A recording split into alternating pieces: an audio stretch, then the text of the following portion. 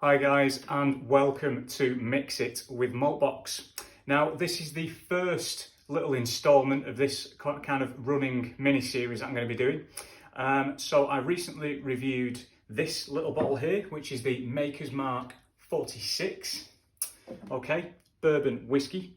And I thought, you know what, why not, as well as reviewing the whiskey, make a cocktail with it. I love cocktails.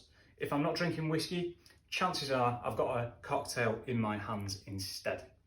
So what I thought I would make is a very, very well-known, traditional, and more importantly, easy to make cocktail that doesn't require too many ingredients.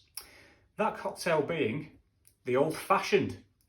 Now the Old Fashioned has been around for a long time. It dates back to the 1880s, so it is old fashioned in more ways than one.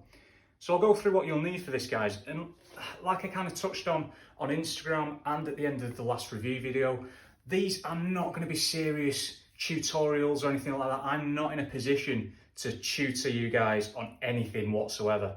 I'm a complete and utter novice. I'm just a whiskey enthusiast that likes a good drink.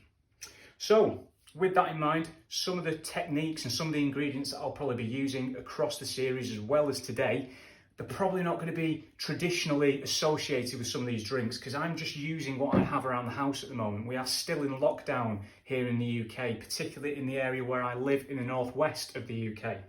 So without further ado, what you will need to make yourself a tasty old fashioned is bourbon whiskey, Angostura bitters. So there's your Angostura bitters, okay? Now you can buy alternative bitters. It doesn't have to be Angostura. You can even get flavours like cherry bitters, chocolate bitters, orange bitters, but ultimately Angostura are the traditionally used bitters for an old fashioned, and they're also pretty widely available as well, which is very, very important. Now, next up, sugar. Now, traditionally an old fashioned is made using sugar cubes, and I'll get onto the technique in a minute. What I like to do, however, and since I don't have too much sugar in the house at the minute, I actually like to use this stuff, maple syrup. And this is what I was saying to you guys before, in the sense that this is not going to be a traditional old-fashioned recipe. And again, I am not a professional mixologist. I am not in any way a professional drinker either, although I am working on it. The other thing you'll need, an orange. Okay, so you'll need an orange there. And this stuff, ice, and lots of it. Now, so onto the equipment.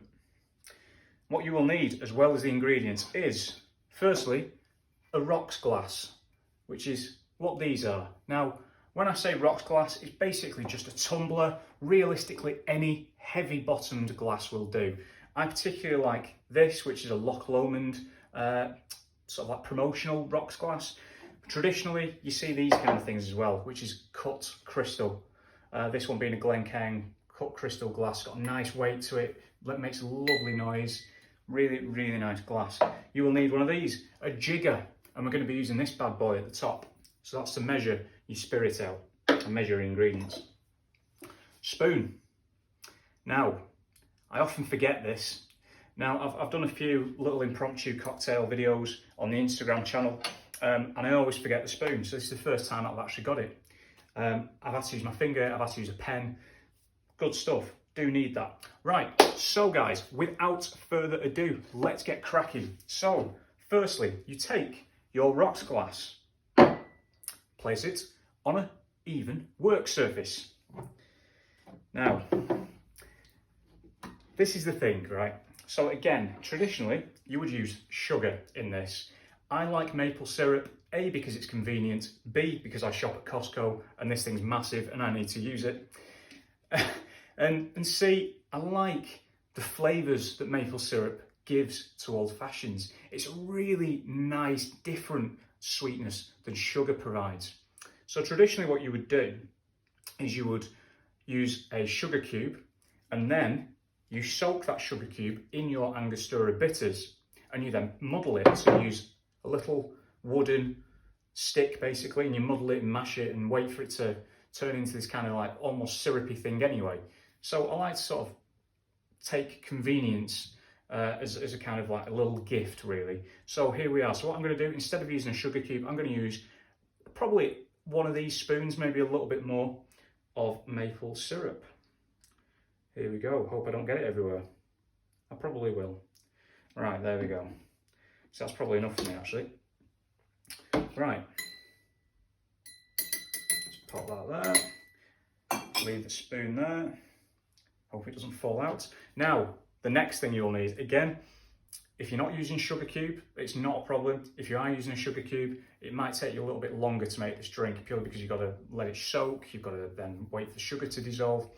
Alternatives to maple syrup are simple sugar syrup, which you can easily find at a lot of supermarkets nowadays. Really simple, easy ingredient to find.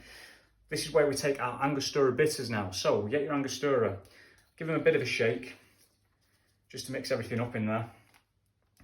Right, now, firstly, try not to get this stuff on anything white, because it is a nightmare to get out. It stains.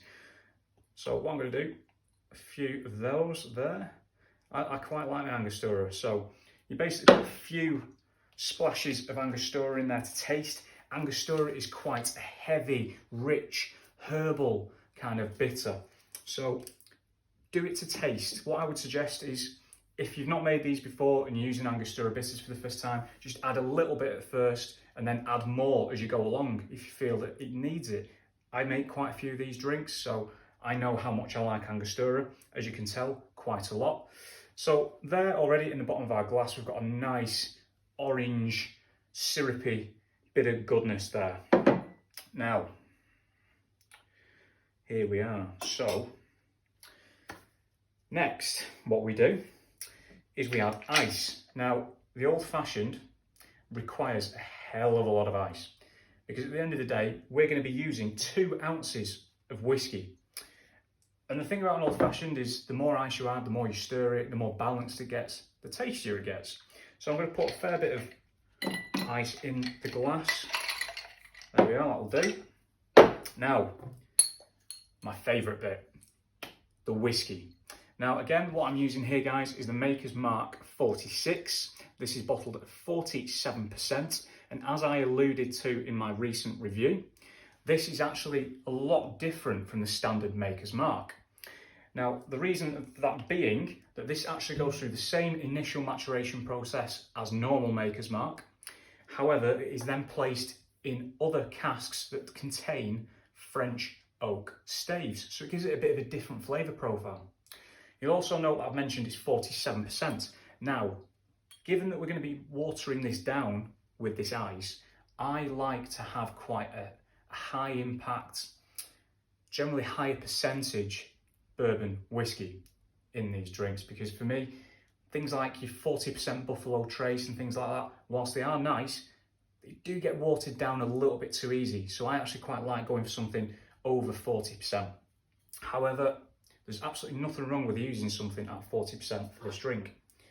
Now, caveat, I'm going to be adding 2 ounces of this whiskey. Now, 2 ounces is this top bit here, this jigger, that's the big bit, that's 2 ounces. Now, I'm in England, and a standard measure for a spirit in England, for some inexplicable reason, is 25 millilitres, rather than the 30 millilitres that you tend to get everywhere else in the world. So you'll see me fill this up, because that's 50 centilitres, 50 millilitres, sorry, God, 50 centilitres, that's 3/4 of a bottle. And then I'm going to put a little bit more in, because I also do like it a bit stronger anyway. So here we go. Don't spill it, Andy. There's that. And a little bit more to make up for the extra 10 millilitres that they're trying to con me out of by having such a small legal spirit measure here in England. So, there we are. That's where we're up to, guys. So you've got all your ingredients in there. And now you take Spoon, that's his name, Spoon, and you start to stir it. Keep going. Keep going. We're going to be at this a while. Bearing in mind, at the bottom of this drink, you've got syrup, which is, you know, sugar. And effectively, by adding the ice, it's going to re-solidify, or at least try to, because it's being cooled down. So you need, even though I'm using maple syrup, or if you use sugar syrup, you will find that you'll still have to give it a good old stir.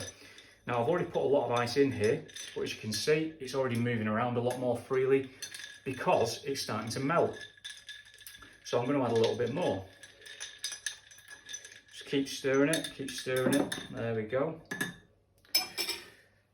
I think maybe another two pieces should do it. Chuck those in there and give it another stir. Now, you probably realise that there's one ingredient that I've mentioned but I've not used, and that is the humble orange, represented here by this guy. Now, what we do with this is you have your wife, because I can't cut these properly, get a bit of peel off, so a nice little strip of orange peel. So I'm satisfied now that I've stirred that enough. I've stirred that enough to my taste. So what we're going to do is, firstly, I'm going to rub just like that. I'll pick that up so you can see it. So I'm just going to give the rim of the glass a little bit of a rub. So you're getting that kind of orange oil onto the rim of the glass, and you sort of get this nice initial orange hit just as your lips touch it. It's really nice.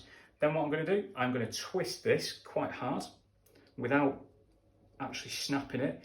And I don't know if you can see, guys, but as I twist that there, hopefully you can, might not on the iPhone, this is actually releasing more of that oil. So I'm going to give it a good squeeze, good twist without breaking it.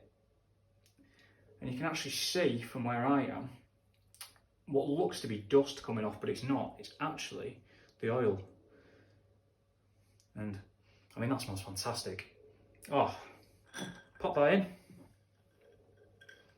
And there, guys, is an old fashioned. Cheers.